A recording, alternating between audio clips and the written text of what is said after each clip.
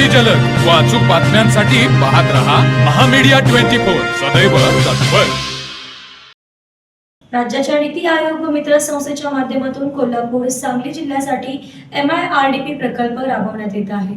या पूर नियंत्रण प्रकल्पामध्ये कोणत्याही त्रुटी राहता कामा नये असे निर्देश राज्य नियोजन मंडळाचे कार्यकारी अध्यक्ष तथा आमदार राजेश क्षीरसागर यांनी आज दिले। कोल्हापूर सांगली व इचलकरंजी शहराला संभाव्य परिस्थितीचा अधिक फटका बसतो। हा फटका बसू नये आणि बसलाच तर तो त्याची तीव्रता कमी असावी या उद्देशाने आज जिल्हाधिकारी कार्यालयामध्ये पूर नियंत्रण महाराष्ट्र रेझिलियन्स डेव्हलपमेंट प्रोग्राम प्रकल्प आढावा बैठकीचे आयोजन करण्यात आले होते। या बैठकीत ते बोलत होते। यावेळी कोल्हापूर मनपा आयुक्त के मंजुलक्ष्मी, सांगली मनपा आयुक्त सत्यम गांधी, अतिरिक्त आयुक्त मनपा रविकांत अळसूळ, निवासी उपजिल्हाधिकारी गजानन गुरव प्रामुख्याने उपस्थित होते। प्रारंभिक क्षीरसागर यांनी सांगली, इचलकरंजी व कोल्हापूर शहरातील किती नाले पूरबाधित आहेत याचा सविस्तर आढावा संबंधित अधिकाऱ्यांकडून जाणून घेतला। यावेळी वरील शहरातील नागरी वस्तीमध्ये किती नाल्यांमुळे मानवी जीवन प्रभावित होते याचे PPTद्वारे सादरीकरण करण्यात आले। नगरविकास, जलसंपदा व आपत्ती विभागाच्या समन्वयातून हा प्रकल्प आगामी 2 ते 3 वर्षांमध्ये कार्यान्वित होईल असा आशावादही या बैठकीमध्ये व्यक्त करण्यात आला।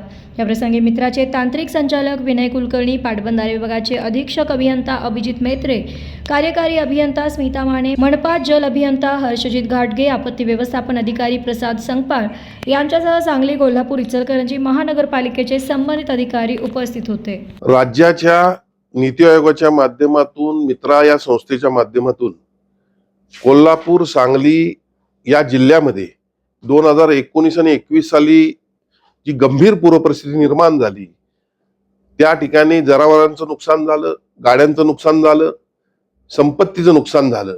ही परिस्थिती परत येऊ नये यासाठी राज्याचे मुख्यमंत्री सन्माननीय देवेंद्रजी फडणवीस साहेब, उपमुख्यमंत्री सन्माननीय एकनाथजी शिंदे साहेब यांच्या माध्यमातून MIRDP प्रकल्प राबवण्यात येतोय आणि या प्रकल्पामध्ये कुठल्याही त्रुटी राहता कामा नयेत यासाठी आजची बैठक आयोजित केली होती।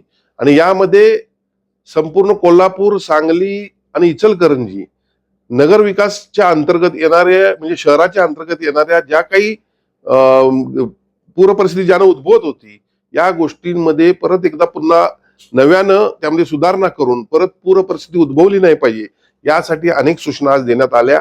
आणि मला खात्री आहे की हा 3200 ते 3500 कोटी रुपये खर्च करून नगर विकास, त्याचबरोबर इरिगेशन, त्याचबरोबर आपत्ती व्यवस्थापन आणि अशा माध्यमातून आपण हा प्रकल्प या ठिकाणी राबवत आहे। पुढच्या काळामध्ये प्रकल्प पूर्ण झाल्यानंतर 2 ते 3 वर्षामध्ये या ठिकाणी कोल्हापूर, सांगली, इचलकरंजी या शहरांना पुराचा पाण्याचा बिलकुल त्रास होणार नाही यासाठी आम्ही सर्व प्रयत्न करत आहोत। तर मग चला सबस्क्राईब करायला विसरू नका महामीडिया 24 न्यूज चॅनलला। महामीडिया 24 सदैव तत्पर।